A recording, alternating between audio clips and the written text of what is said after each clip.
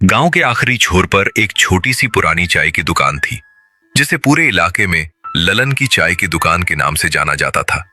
मिट्टी की बनी दीवारें, ऊपर टीन की छत और सामने कुछ लकड़ी की बेंचें, जहां रोजाना गांव के लोग अपने काम से थोड़ा वक्त निकाल कर बैठा करते थे। ये सिर्फ चाय पीने की जगह नहीं थी, बल्कि गांव की खबरों, हंसी मजाक और किस्से कहानियों का अड्डा था, जहां हर शाम ढलते ही अलग ही रौनक लग जाती थी। और आज भी कुछ वैसा ही माहौल था।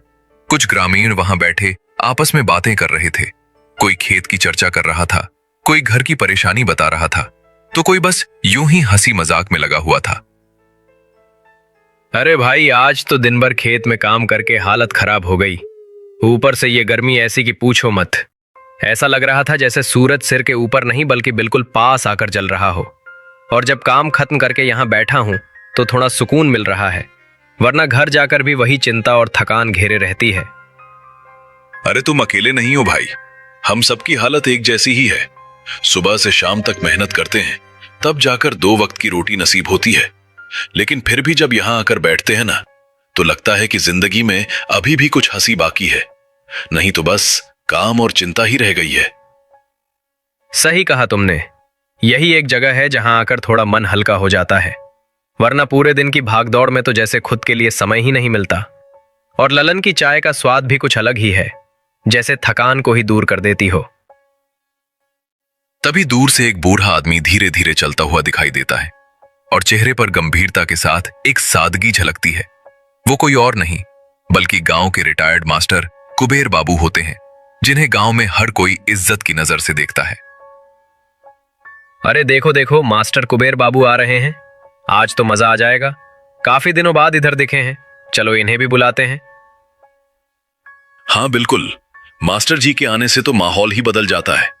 उनकी बातें सुनने में अलग ही मजा आता है। चलो बुलाते हैं उन्हें। अरे मास्टर जी, आइए आइए, इधर बैठिए हमारे साथ। आज कुछ गपशप हो जाए। आप भी अकेले क्या करेंगे घर पर, यहां बैठकर थोड़ा समय बिताइए। अरे भाई, तुम लोग भी ना जब देखो बुला लेते हो। लेकिन ठीक है, आज सोचा थोड़ा टहल लिया जाए तो यहां तक चला आया। वैसे भी घर में बैठे बैठे मन ऊब जाता है, यहां आकर तुम लोगों के बीच बैठने से थोड़ा अच्छा लगता है। मास्टर कुबेर बाबू धीरे से आकर बेंच पर बैठ जाते हैं। ललन तुरंत उनके लिए चाय बनाकर लाता है और सब लोग फिर से बातचीत में लग जाते हैं। और मास्टर जी, आप कैसे हैं? सेहत ठीक है ना? आजकल आपको कम ही देखा जाता है। हम लोग तो सोच रहे थे कि आप कहीं बाहर चले गए। अरे नहीं नहीं, मैं यही हूं। बस अब उम्र हो गई है तो ज्यादा बाहर निकलने का मन नहीं करता। शरीर भी पहले जैसा साथ नहीं देता। लेकिन भगवान की कृपा से सब ठीक ही चल रहा है। बस समय काट रहा हूं जैसे तैसे। ये तो अच्छी बात है मास्टर जी कि आप स्वस्थ हैं। लेकिन सच बताएं तो आपके बिना यहां की महफिल अधूरी लगती है। आपकी बातें और आपके अनुभव सुनने में जो मजा आता है, वो किसी और में नहीं। हाँ मास्टर जी, आप तो इतने सालों तक पढ़ाते रहे हैं। आपने जिंदगी में बहुत कुछ देखा और सीखा होगा। हम लोग तो बस यही चाहते हैं कि आप हमें भी कुछ सुनाएं, जिससे हमें भी कुछ सीखने को मिले। कुछ देर तक यूं ही इधर उधर की बातें होती रहती हैं, लेकिन तभी एक ग्रामीण अचानक कुछ सोचकर मास्टर जी की तरफ देखता है। मास्टर जी, एक बात कहें, अगर आपको बुरा ना लगे तो आप अपने जीवन की कोई कहानी सुनाइए ना। ऐसी कोई बात जो आपने खुद देखी हो या महसूस की हो, जिससे हमें भी कुछ समझने को मिले और समय भी अच्छे से कट जाए। ये सुनते ही मास्टर कुबेर बाबू का चेहरा थोड़ा बदल जाता है, जैसे उन्हें कुछ पुरानी बात याद आ गई हो। उनकी आंखों में हल्की सी झिझक और घबराहट नजर आती है। अरे नहीं भाई, अब क्या कहानी सुनाऊं मैं? जिंदगी तो बस यूं ही बीत गई। इसमें ऐसा क्या खास है जो तुम लोगों को सुनाऊं? और फिर कुछ बातें ऐसी होती हैं जिन्हें याद करना भी आसान नहीं होता। अरे मास्टर जी, ऐसा मत कहिए। हर इंसान की जिंदगी में कुछ ना कुछ खास जरूर होता है, और आपकी जिंदगी तो हमसे कहीं ज्यादा अनुभवों से भरी होगी। आप जरूर कुछ ऐसा जानते होंगे जो हम नहीं जानते। मास्टर कुबेर बाबू कुछ पल के लिए चुप हो जाते हैं, जैसे अंदर ही अंदर किसी पुराने यादों से लड़ रहे हों। फिर धीरे से गहरी सांस लेते हैं और आसपास बैठे लोगों की तरफ देखते हैं। ठीक है। रात का समय था। सड़कें लगभग खाली हो चुकी थीं। कहीं कहीं हल्की पीली लाइट जल रही थी और दूर दूर तक सन्नाटा फैला हुआ था। शहर की भीड़ अब धीरे धीरे खत्म हो रही थी। इसी सन्नाटे के बीच चंपक अपने हाथ में थैला लिए हुए बस गांव की तरफ बढ़ रहा था। आज वो अपने ससुराल जा रहा था क्योंकि आज उसकी शादी की पहली सालगिरह थी। आज का दिन मेरे लिए बहुत खास है। पूरे 1 साल बाद मैं फिर से उसी तरह पिंकी के सामने जाऊंगा जैसे शादी के दिन गया था।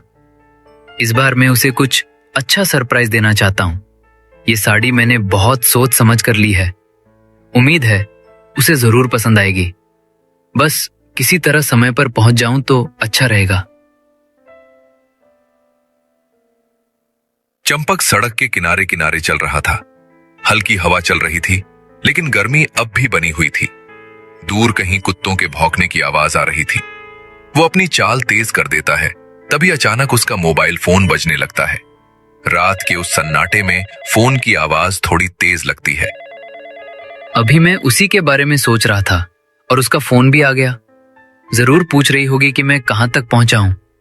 उसे हमेशा जल्दी रहती है जानने की कि मैं कहां हूं और कब पहुंचूंगा।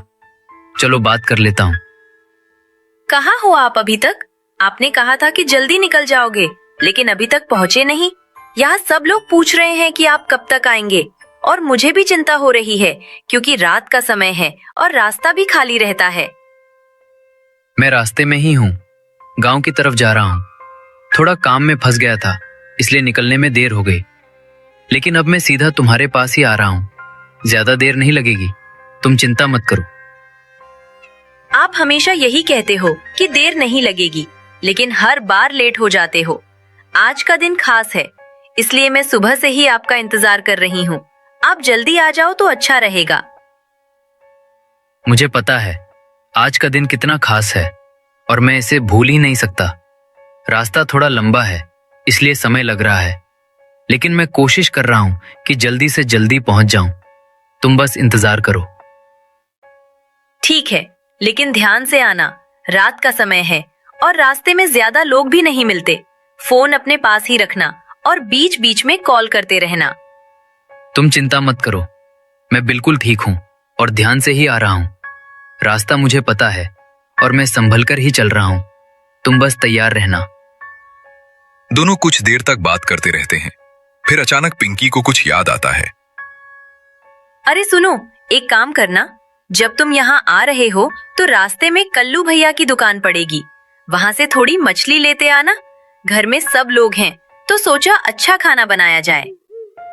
ठीक है, मैं कल्लू भैया की दुकान से मछली ले लूंगा। अच्छा हुआ तुमने याद दिला दिया, वरना मैं सीधे ही आ जाता। अब मैं वहां रुककर मछली लेकर ही आगे बढ़ूंगा।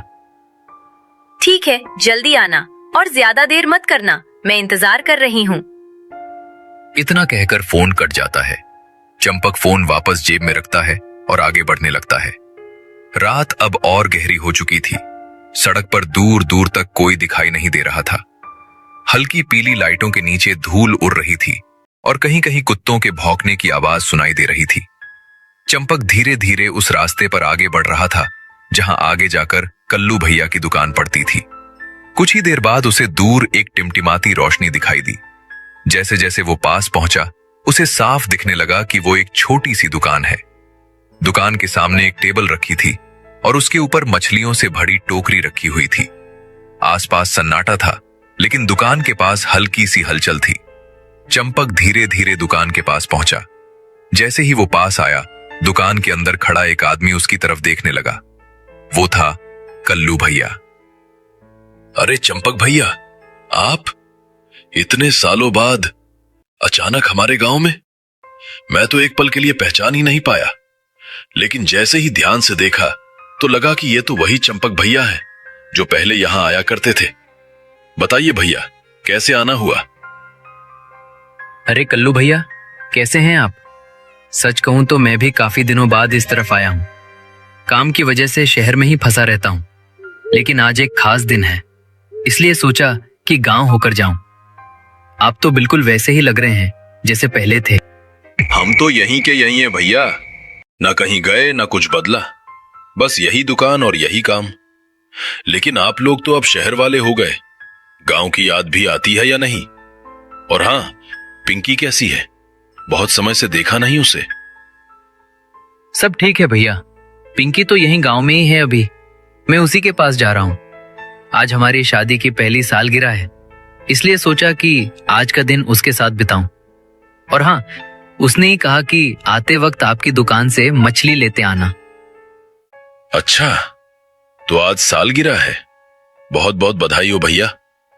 समय कितना जल्दी बीत जाता है। अभी तो ऐसा लगता है जैसे कल ही आपकी शादी हुई थी और आज 1 साल भी पूरा हो गया। अच्छा किया जो यहां आ गए। गांव की हवा में जो सुकून है वो शहर में कहां। कल्लू भैया धीरे धीरे टेबल के पास जाते हैं और मछलियों को देखने लगते हैं। फिर एक बड़ी मछली उठाकर चंपक को दिखाते हैं। देखिए भैया, आज की ताजी मछली है, अभी अभी नदी से आई है। अगर आप चाहें तो मैं आपके लिए सबसे अच्छी वाली चुन देता हूं। सालगिरह का दिन है तो खाना भी अच्छा होना चाहिए।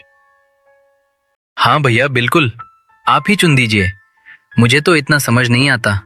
बस इतना ध्यान रखना कि मछली ताजी हो, क्योंकि घर में सब लोग हैं और सबको अच्छा खाना चाहिए। कल्लू भैया धीरे धीरे मछलियों को उलट पुलट कर देखने लगते हैं। उनकी हर हरकत बहुत ही सावधानी से हो रही थी, जैसे वो किसी खास चीज को चुन रहे हों। भैया, ये वाली मछली बिल्कुल सही रहेगी, न ज्यादा बड़ी न ज्यादा छोटी।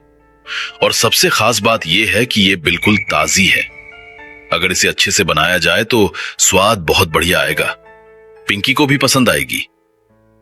ठीक है भैया, यही दे दीजिए।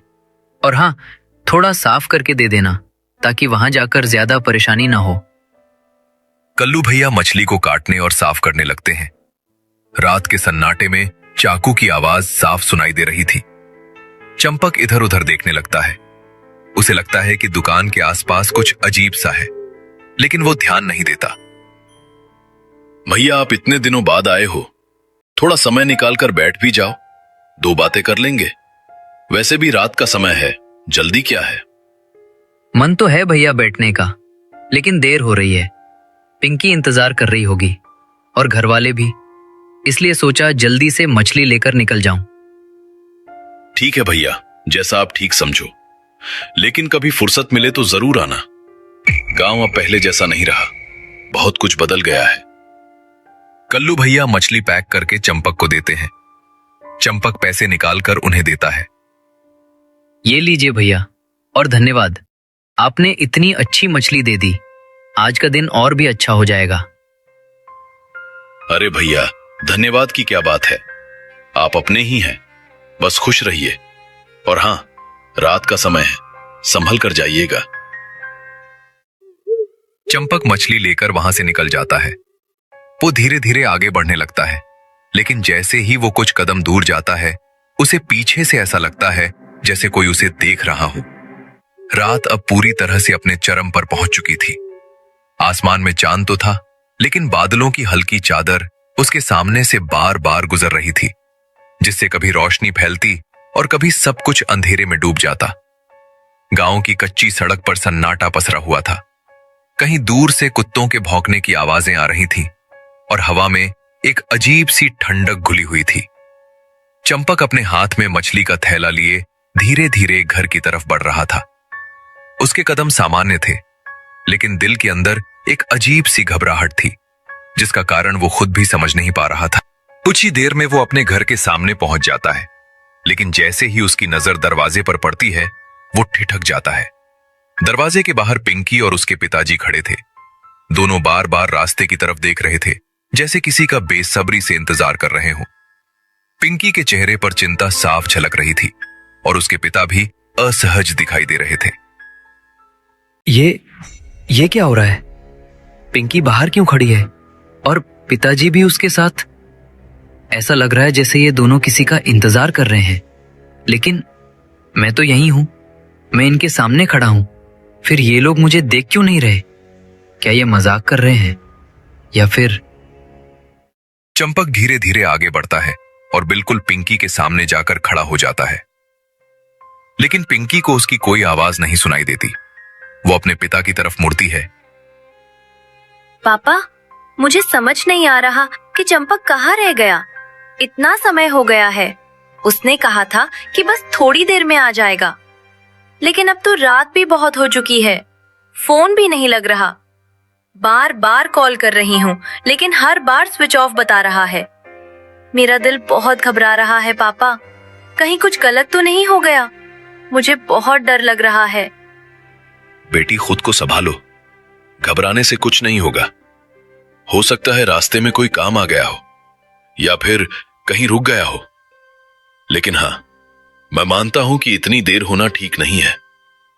चलो थोड़ा और इंतजार करते हैं, अगर तब भी नहीं आया तो हम खुद जाकर उसे ढूंढेंगे। तुम हिम्मत रखो। चंपक ये सब सुनकर पूरी तरह टूटने लगता है। वो बार बार अपने हाथों को देखता है, अपने शरीर को महसूस करने की कोशिश करता है। ये सब क्या हो रहा है मेरे साथ? मैं यहां हूं, जिंदा हूं, सांस ले रहा हूं, फिर भी कोई मुझे देख नहीं पा रहा, सुन नहीं पा रहा। ये कैसे संभव है? क्या मैं सपना देख रहा हूं या फिर ये हकीकत है? अगर ये हकीकत है तो इसका मतलब। अब चंपक वहां रुक नहीं पाता। वो घबराकर पीछे हटता है और सड़क की तरफ तेजी से चलने लगता है। कुछ दूर जाने के बाद अचानक उसे रास्ते के किनारे एक बूढ़ा बाबा दिखाई देता है। लाल कपड़े, लंबी दाढ़ी और आंखों में एक अजीब सी गहराई। बाबा मेरी बात सुनिए, मेरे साथ बहुत अजीब हो रहा है। मेरे अपने ही मुझे देख नहीं पा रहे, सुन नहीं पा रहे, लेकिन आप मुझे देख रहे हैं, आप मेरी आवाज सुन पा रहे हैं। ऐसा कैसे? आखिर मेरे साथ क्या हो गया है?